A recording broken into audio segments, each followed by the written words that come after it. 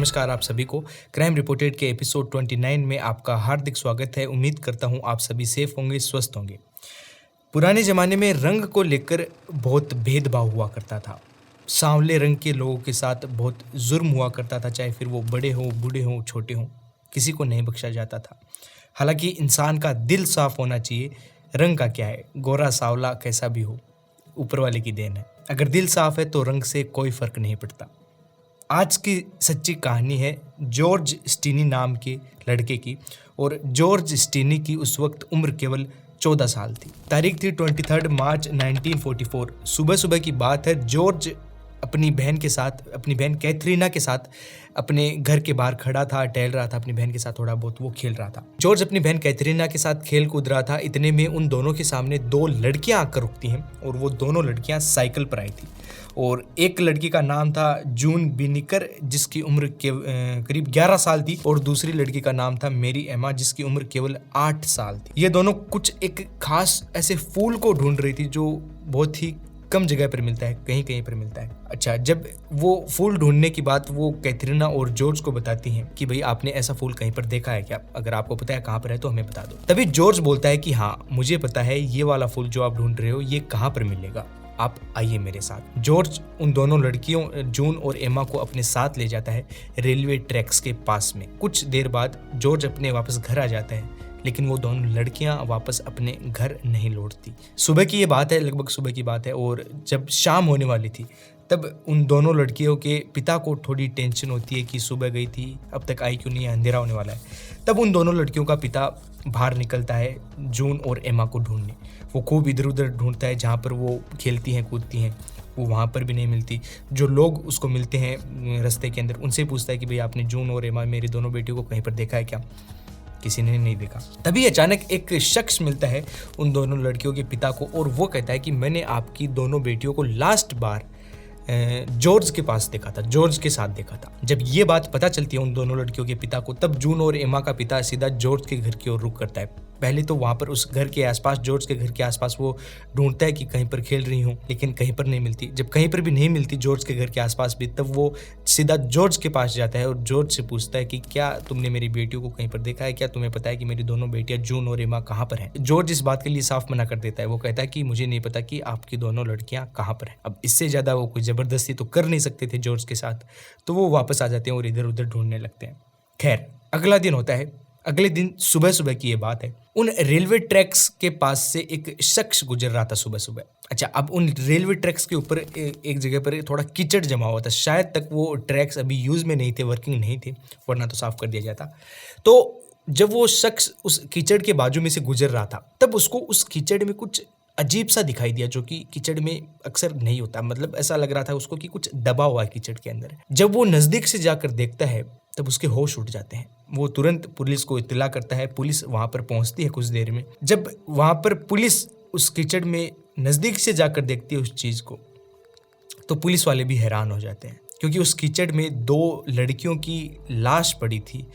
और जब उन लाशों को बाहर निकाला गया तब देखा कि किसी ने बेरहमी से उनके सर को फाड़ दिया है। किसी वजनी चीज से उनके सर पर बार बार वार किया है कि उनके सर के 6-7 टुकड़े हो गए। एकदम कुचल चुका था उनका सर। अब वो पहचान करने की कोशिश करते हैं, हालांकि पहचानना थोड़ा मुश्किल हो गया था। तो पहचान करने पर पता चलता है कि ये दोनों लड़कियां और कोई नहीं बल्कि जिनको कल से वो ढूंढ रहे थे वही दोनों लड़कियां, जून और एमा। तुरंत उनके पिता को इत्तला किया जाता है और पुलिस उनसे पूछती है कि भाई आपको किसी के ऊपर शक है क्या। तो वो सीधी उंगली करते हैं जॉर्ज की तरफ कि इसने ही मेरी बेटियों को मारा है, यही गुनहगार है। पुलिस बिना कोई इन्वेस्टिगेशन के, बिना किसी और चीज के जॉर्ज और उसकी बहन दोनों को गिरफ्तार कर लेती है और जेल में डाल देती है। जेल में डालने के बाद जॉर्ज की बहन कैथरीना को थोड़ी टाइम बाद रिहा कर दिया जाता है, क्योंकि उसका कोई भी इन्वॉल्वमेंट नहीं था। वो बस वहां पर खड़ी थी और बाद में जॉर्ज के साथ आगे कुछ इन्वॉल्वमेंट था। कैथरीना बाहर थी।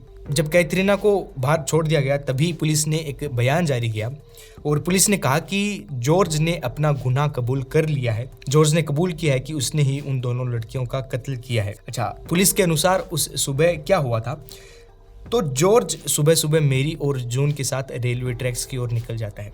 रेलवे ट्रैक्स पर पहुंचने के बाद में जो जॉर्ज है वो उन दोनों लड़कियों के साथ ज़बरदस्ती करने की कोशिश करता है।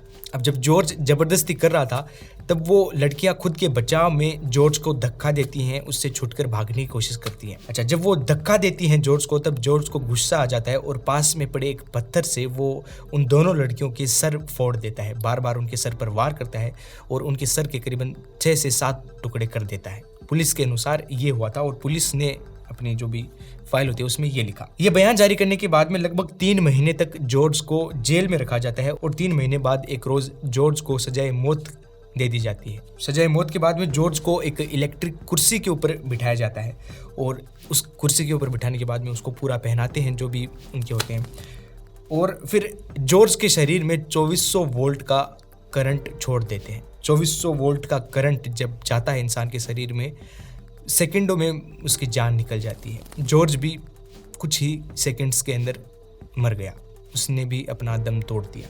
अच्छा, अब कुछ लोगों का ये कहना है कि जब जॉर्ज को उस कुर्सी के ऊपर बिठाया जा रहा था तब वो उसके ऊपर ढंग से बैठ भी नहीं पा रहा था। मतलब उसकी हाइट थोड़ी छोटी थी और थोड़ी हाइट ज़्यादा होनी चाहिए उस कुर्सी पर बैठने के लिए और वो सारे जो भी सर पर होते हैं वो लगाने के लिए। तो जॉर्ज को थोड़ा ऊंचा करने के लिए उस दिन किताबों के ऊपर बिठाया गया था ताकि बाद में वो अपने सारे डिवाइसेस वगैरह लगा सके। चलो, बात रफा दफा हो जाती है, कुछ दिनों इसके बारे में चर्चा होती है, कुछ दिनों बाद में जैसा कि मीडिया करती है इस बात को भी भूल जाती है। 70 साल बाद 2014 को एक रोज इस केस को वापस खोला जाता है। जब 2014 में जब रंग का और इतना ज़्यादा भेदभाव नहीं रह गया था तब इस केस को वापस खोला जाता है और जब ये केस खुलता है तब सबकी आंखें नम हो जाती हैं। इस केस के अंदर रंग का भेदभाव साफ साफ देखा जा सकता था। इसके कई वजह हैं। जॉर्ज का जो बयान था, जॉर्ज ने जो कबूल किया था, उस बयान के ऊपर जॉर्ज के कहीं पर भी सिग्नेचर नहीं थे, ना ही जॉर्ज का थंब इम्प्रेशन था, ना ही उसका अंगूठा लगा हुआ था। यानी कि जॉर्ज ने उस चीज़ को कबूल नहीं किया था क्योंकि जॉर्ज ने उसके ऊपर साइन नहीं किया। हो सकता है पुलिस ने अपने आप मन गढ़े तो उसके ऊपर कहानी लिख दी हो। जो उसकी बहन थी, जो चश्मदीद थी उस वारदात की, कैथरीना, उससे भी पुलिस ने कभी कोई बयान नहीं लिया। जॉर्ज को जब 3 महीने तक जेल के अंदर रखा गया था तब 3 महीने तक उससे किसी से नहीं मिलाया। मतलब जब उसको गिरफ्तार किया था उसके बाद से किसी से जॉर्ज को नहीं मिलने दिया गया। पुलिस ने इस मामले में कोई भी इन्वेस्टिगेशन नहीं की। पुलिस ने जो भी किया सब कुछ मनगढ़ंत था क्योंकि पुलिस ने ना ही तो किसी सबूत को पेश किया, ना ही किसी गवाह को पेश किया, ना ही किसी से पूछताछ की। इतनी सारी चीज़ों से साफ साफ पता चलता है कि ये केस एकदम फर्जी था, बिना कोई इन्वेस्टिगेशन के, और सीधा रंग के भेदभाव के चलते जॉर्ज को सजाए मौत दे दी गई। जब 70 साल बाद में इस केस का खुलासा होता है तब करने को तो कुछ भी नहीं था क्योंकि जो होना था वो हो गया था। लेकिन अमेरिका के इतिहास में 1944 के उस दिन को, जब जॉर्ज को मारा गया था, उस दिन को ब्लैक डे माना जाता है। यही थी दोस्तों जॉर्ज स्टेनी की कहानी, जिसको रंग के भेदभाव के चलते मौत के घाट उतार दिया गया। कैसी लगी आपको कहानी ज़रूर कमेंट्स में बताना। आपके विचार क्या हैं वो भी कमेंट्स में बताना और ऐसी और भी कहानियाँ सुनने के लिए अपने चैनल को ज़रूर सब्सक्राइब कर लेना। मैं मिलता हूँ आपसे कल एक और नई कहानी के साथ। तब तक के लिए जय हिंद, जय भारत।